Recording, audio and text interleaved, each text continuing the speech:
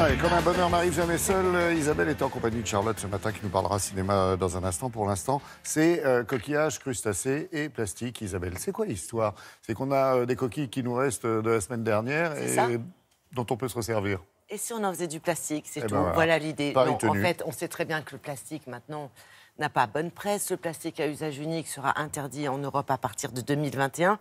La France est en avance. On a déjà beaucoup de verres, de couverts, d'assiettes en plastique à usage unique qui ont quitté les rayons dans la grande distribution. Beaucoup de distributeurs ont choisi d'être en avance. Et nous, on cherche des alternatives. Et ces alternatives se développent avec des déchets. Alors, c'est assez amusant. Comme dit le fabricant que nous avons rencontré à Caen, il fait les poubelles de l'agroalimentaire. Et donc l'idée, c'est de fabriquer du plastique à partir de déchets. Alors ça peut être de la canne à sucre, ça peut être aussi des noyaux d'olive, vous voyez, des choses un peu incroyables, du marc de café qui ne sert pas uniquement donc à Madame Irma. Aujourd'hui, on peut l'exploiter pour faire autre chose. Et donc les coquilles, pourquoi pas? C'est un produit d'avenir, le marc de café. C'est un produit d'avenir, on vous le confirme, ça, on le sait maintenant. Donc les coquilles, oui, on en a mangé pour les fêtes. Enfin, les coquilles, non.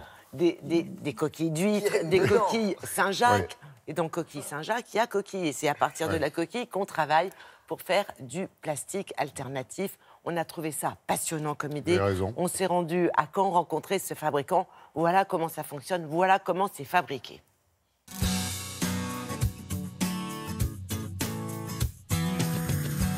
La région Normandie est une région riche en activités maritimes, de pêche, de conchyliculture, d'élevage, d'huîtres, de moules. Et toutes ces activités génèrent des déchets coquillés. Et tous ces déchets sont une opportunité extraordinaire pour justement développer un plastique plus naturel. On a beaucoup de ressources aujourd'hui en France, notamment des déchets des coproduits générés par les industries agroalimentaires. Donc pour caricaturer, on va les fouiller dans les poubelles, récupérer des coquillages, récupérer d'autres coproduits comme du cacao, du marc de café. Et on va réintégrer ces coproduits-là dans des plastiques ou dans des plastiques biosourcés, en vue d'avoir des plastiques encore plus écologiques, made in France. En Normandie, on estime environ à 7 à 8 000 tonnes de déchets de coquilles par an, non exploités, non utilisés, non valorisés aujourd'hui. Ce sac contient 500 kilos de coquilles Saint-Jacques. Une coquille Saint-Jacques pleine, c'est en moyenne 200 grammes. La noix que nous consommons ne pèse que 35 grammes. Le reste, c'est du déchet.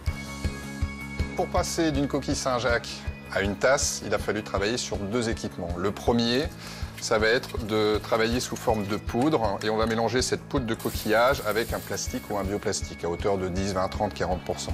C'est une sorte de grand robot mixeur. Donc on met les 2 produits, on va touiller, on va mélanger. Ça va sortir un petit filament qui va être coupé en petits tronçons en vue de faire une matière prête à l'emploi sous forme de granulés. Ça, c'est la première étape.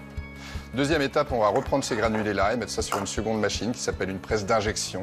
Et dans cette presse d'injection, on peut mettre différents moules pour sortir des lunettes, pour sortir des tasses, etc. Si vous avez des coquilles chez vous, soit vous les brisez, vous les posez sur vos plantations de rosiers, ça évite les mauvaises herbes, soit vous les cuisinez. 80% des applications qui nous sont demandées aujourd'hui en développement sont sur l'intégration de ces coproduits français en vue de travailler en économie circulaire. Vous voyez ici des cintres, vous voyez ici des lunettes, des brosses à dents. Et le dernier né de l'entreprise, c'est cette tasse qui va nous permettre de le redonner à un laboratoire en vue de passer le certificat de contact alimentaire et nous ouvrir ainsi un champ d'application beaucoup plus large. On est sur la bonne voie. Bientôt, il n'y aura que des entreprises comme ça pour faire de l'emballage, quoi. Ah oui, oui, non, mais c'est vraiment dans le bon sens. Et c'est vrai que même au niveau alimentaire, là, c'est en pleine mutation, puisqu'il attend le certificat pour pouvoir lancer ce type de produit avec un contact alimentaire. Donc, c'est une vraie bonne nouvelle. C'est-à-dire que ça, avec tous les déchets de l'agroalimentaire aujourd'hui, on va pouvoir fabriquer du plastique. Alors, pour l'instant, c'est vrai que ce sont des produits évidemment biodégradables. Alors, ça varie de 20 à 30, 50... 60% de composants biosourcés avec du plastique traditionnel. Mais évidemment, on va encore progresser et vraisemblablement dans l'avenir, la part de plastique traditionnel va se réduire de plus en plus. Et on imagine que les produits qui sortent de ces entreprises, de ces usines, de ces chaînes de production sont moins chers puisque c'est du produit recyclé. Pardon. Alors, oui, dans l'avenir. Pour l'instant, dans la mesure où il y a encore beaucoup de travail de recherche, on fait des prototypes, Il faut qu'on développe des formats différents.